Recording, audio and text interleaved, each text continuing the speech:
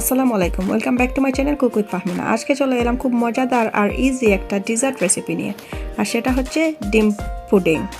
আর ভিডিওটা যদি ভালো লাগে তবে লাইক শেয়ার সাবস্ক্রাইব করতে ভুলবেন না। যদি ভালো না লাগে তবে দেখতে থাকেন, দেখতে দেখতে ভালো লাগা হয়ে যাবে ইনশাল্লাহ। তবে চলুন শুরু করা যাক।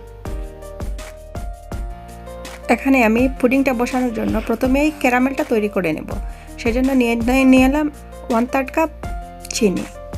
চিনিতে আমি দিয়ে দিয়েছি অল্প একটু পানিটা দিলে ক্যারামেলটা ভালো হয়, সেজন্য দিয়ে দিলাম। আপনারাও চাইলে দিতে পারেন, আবার নাও দিতে পারেন। চিনিটাকে চুলায় জাল দিতে থাকবো ব্রাউন কালার হওয়ার আগ পর্যন্ত। আপনারা আমার সাথেই থাকুন। এখন দেখেন আস্তে আস্তে চিনির কালারটা চেঞ্জ হয়ে গেছে, হালকা গোল্ডেন কালার হয়ে গেছে। এখন আমি আস্তে আস্তে নামিয়ে নেব। আমার ক্যারামেলের কালারটা কিন্তু দারুণ হয়েছে, খুব সুন্দর। এখন আমি এই ক্যারামেলটা যে পাত্রে আমি পুডিং বসাবো সেখানে সেট করে নেব। পুডিংটা পাত্রে দেওয়ার পর আমি চারপাশে একটু পুডিংটাকে ছড়িয়ে দেব, এরকম করে ঘুরিয়ে ঘুরিয়ে। তারপর এক পাশে রেখে দেব। আর এই ফাঁকে আমি তৈরি করে নেব পুডিংয়ের মিশ্রণটা।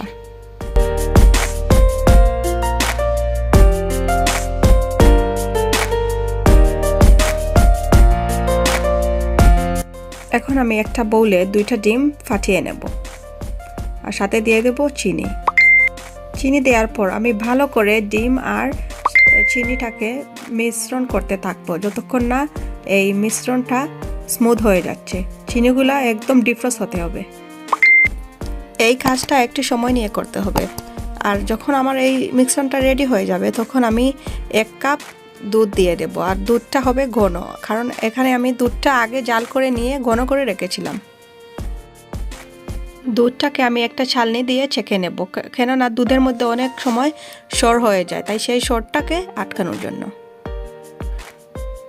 দুধের মধ্যে যদি সর থেকে যায় তাহলে সেই প্রোটিনটা কিন্তু ভালো হয় না।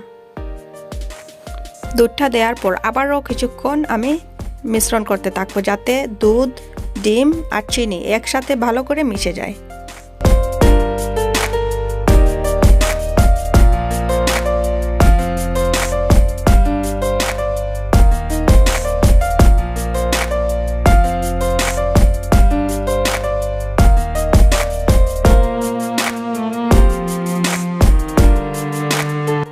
এখন আমি দুধের এই মিশ্রণটাকে পুডিংয়ের বাটিতে ঢেলে নেব। যে বাটিতে আমি পুডিং বসাবো সমানভাবে ভাগ করে দিয়ে দেব 2 বাটিতে।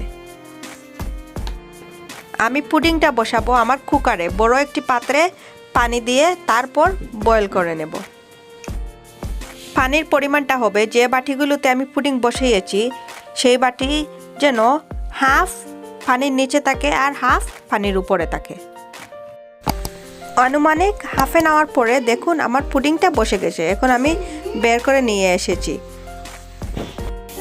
পুডিংটাকে একটি সার্ভিং ডিশে সার্ভ করার জন্য আমি পুডিংয়ের চারপাশ একটি নাইফ দিয়ে ছাড়িয়ে নেব, তা না হলে পুডিংটা ভেঙে যাবে সার্ভিং ডিশে ডালার সময়। এই তো রেডি হয়ে গেল আমার খুব ইজি আর মজাদার একটা ডিজার্ট। আর যারা অলরেডি সাবস্ক্রাইব করে ফেলেছেন তাদেরকে অসংখ্য ধন্যবাদ, আর যারা এখনো করেননি তারা প্লিজ করে ফেলুন। Thank you for watching. আল্লাহ হাফিজ।